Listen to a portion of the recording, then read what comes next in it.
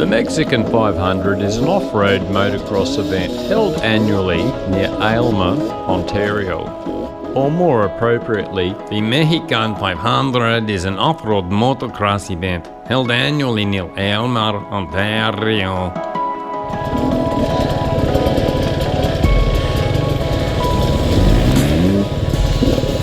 It is a very dodgy event, put together by very dodgy characters, and designed to be a fun event featuring dodgy technical woods riding. The entire track was lovingly built using imported child slave labour, so not surprisingly, there is a dodgy publication called Traction eRag that is heavily involved.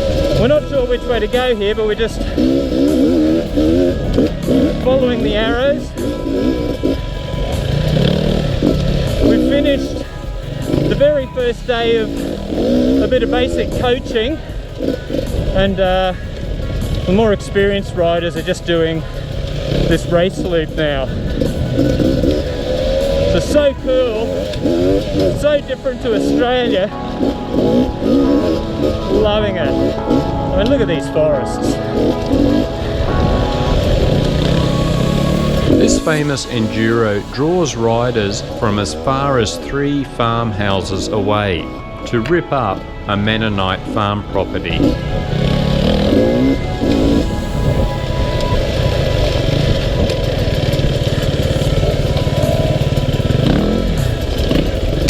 Here are some highlights of the 7-kilometre loop. Charles and his dodgy buddies have built a brilliant track on a remarkably small piece of land. The terrain in Ontario, in Canada, is flat as a pancake, but doesn't taste as nice, even with maple syrup. But the boys made excellent use of the steep drops down to the creek to have plenty of elevation changes. Well, we've caught up with the rest of the pack now.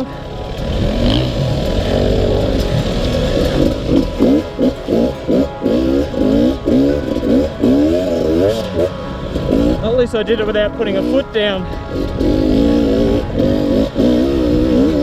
And speaking of coaching, the negative comments continue, although mainly from Traction eRag staff.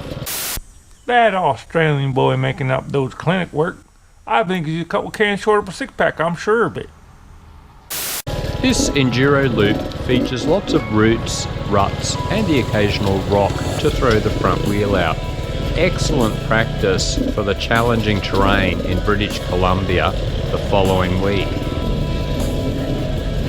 I believe this is what they call the highway.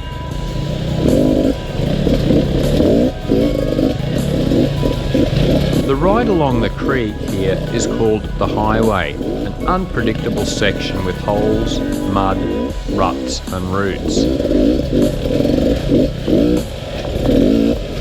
Of course, I'm trying to do it without putting a foot down. That's 2 feet down now.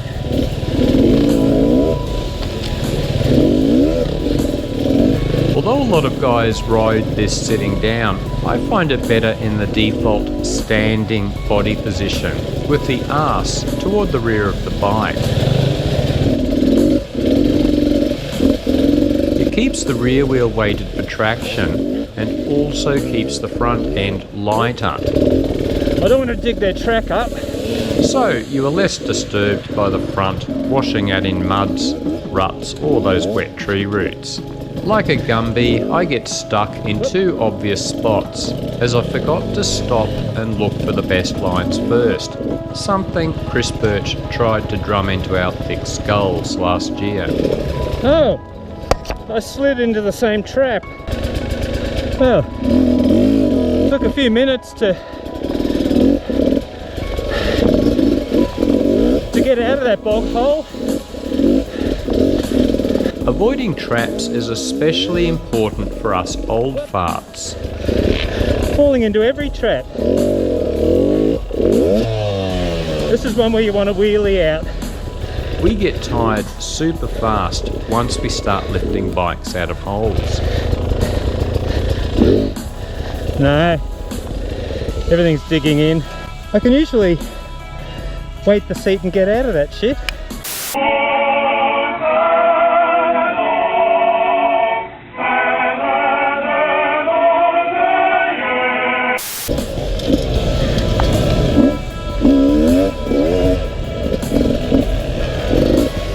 It's all fun and games. Stick around for some more Canadian silliness in the next few vids.